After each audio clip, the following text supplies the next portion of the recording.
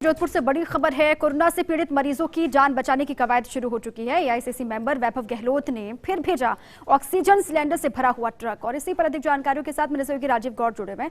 राजीव, क्या जानकारी है? ट्रक को रवाना कर दिया गया?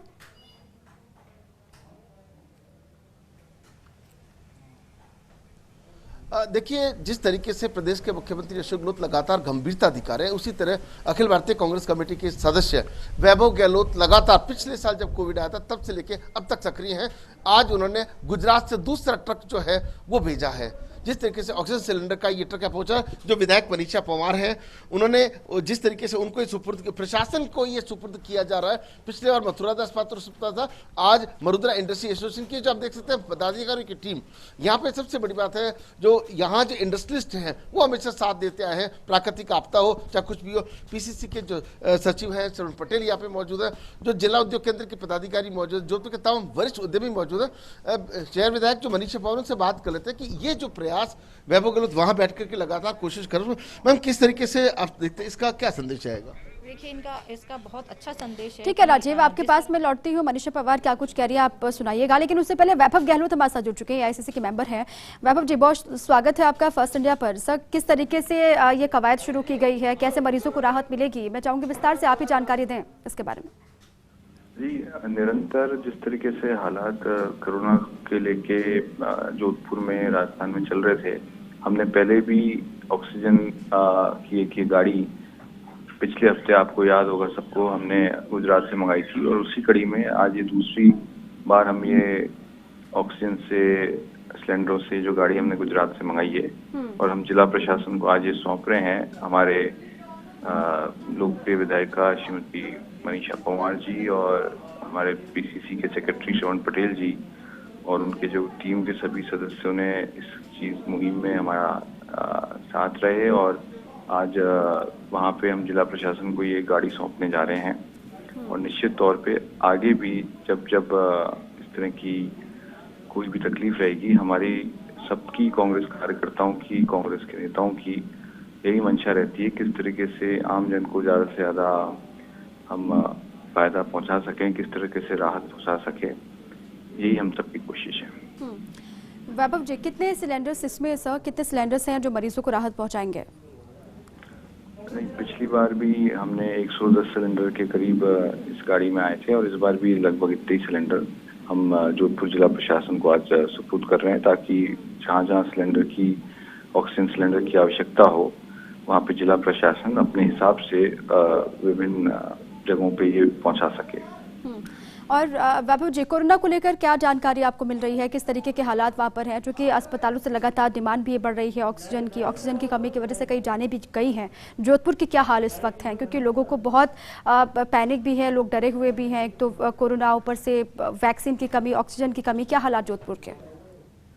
नहीं, अभी जिस तरीके से हालात हैं, निरंतर राज्य सरकार और जिला प्रशासन लगातार राहत देने की पुरजोर कोशिश कर रहा है। जोधपुर में हालात अभी स्थिति कंट्रोल में है, और वहाँ पे जिला प्रशासन विभिन्न एजेंसियों से मिलके, और मुझे खुशी है कि कई भामाशाह और एनजीओ इसमें आगे आए हैं और निरंतर जोधपुर की जनता को राहत पहुंचाने का प्रयास कर रहे हैं। बिल्कुल, और लगातार ये सरकार की तरफ से कहा भी गया वैभव जी कि जो लोग कैपेबल हैं या फिर जो कर सकते हैं, जो भामाशाह हैं, वो भी मदद के लिए आ गए हैं। उनसे आप कुछ कहना चाहेंगे? क्योंकि इसी वक्त में, संकट की घड़ी में ही ऐसी ज़रूरत भी है कि सब लोग साथ में मिलकर आगे बढ़ें, एकजुट हों, और जो लोग वाकई में ये कर सकते हैं या फिर जो क्षमता रखते हैं, उनसे कोई अपील आप करना चाहेंगे कि आम लोगों के लिए, कोविड मरीजों के लिए वो भी आगे आए?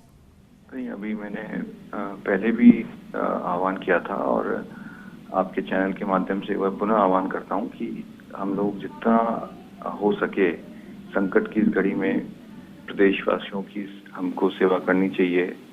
और विशेषकर जहाँ पे जोधपुर की बात है, कि जोधपुर में ही मैंने काफ़ी लोगों से बात करी, और उसी का नतीजा है कि हम, चाहे मरुद्रा इंडस्ट्रीज एसोसिएशन हो, चाहे दूसरी संस्थाएं हैं जोधपुर में, उन्होंने, हमारे नरेश सेठ जी हैं सांचौर के जो चेयरमैन हैं, उन्होंने इसमें हमारी मदद करी जोधपुर के लिए ऑक्सीजन सिलेंडर के लिए।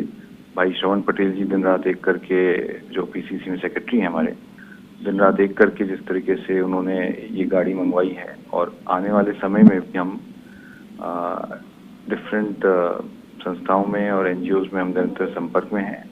मुझे बताते हुए खुशी है, मेरी 2 दिन से अक्षरधाम मंदिर ट्रस्ट वालों से भी बातचीत चल रही है, और वो भी आज जयपुर से 10 सिलेंडर्स और 10 वेंटिलेटर्स कल जोधपुर पहुंचाएंगे। और उन्होंने न केवल जोधपुर में बल्कि जयपुर में, उदयपुर में भी अपने अक्षरधाम मंदिर ट्रस्ट की तरफ से वो सहयोग कर रहे हैं जिला प्रशासन को, और हम जल्दी आप लोगों को बताएंगे कि किस तरीके से कल अक्षरधाम मंदिर ट्रस्ट की तरफ से जयपुर से हम जोधपुर में 10 वेंटिलेटर भिजवाने की पूरी तरीके से तैयारी हो रही है यहाँ पे। अच्छा वैभव जी, जोधपुर के लोगों के लिए कोई संदेश या फिर कोई मैसेज आप देना चाहें, क्योंकि लगातार लोगों में ये भी है कि कैसे कोविड से बाहर निकलेंगे या फिर इन परिस्थितियों से कैसे बाहर निकल सकते हैं। लॉकडाउन भी है लेकिन उसके बावजूद भी लगातार केसेस बढ़ रहे हैं, लोगों की लापरवाही भी सामने आ रही है। ऐसे में कोई अपील जोधपुर के लोगों से कि वो घर पर रहें या फिर अपने स्तर पर भी सावधानी बरतें? कोरोना प्रोटोकॉल के जो नियम है, कोरोना प्रोटोकॉल के जो मापदंड है, उसके हिसाब से आप लोग सबसे पहले अपनी सेफ्टी का ध्यान रखें। मास्क पहनना है, सोशल डिस्टेंसिंग है। राज्य सरकार ने जो कोरोना को बढ़ते ग्राफ को देखते हुए जो कठोर निर्णय लिए हैं, ये सभी के हित के लिए हैं, ताकि कोरोना की इस लगातार बढ़ती चेन को तोड़ सके। इसी में प्रदेश की सरकार ने ये निर्णय लिए हैं, और हम सभी की ये जिम्मेदारी बनती है।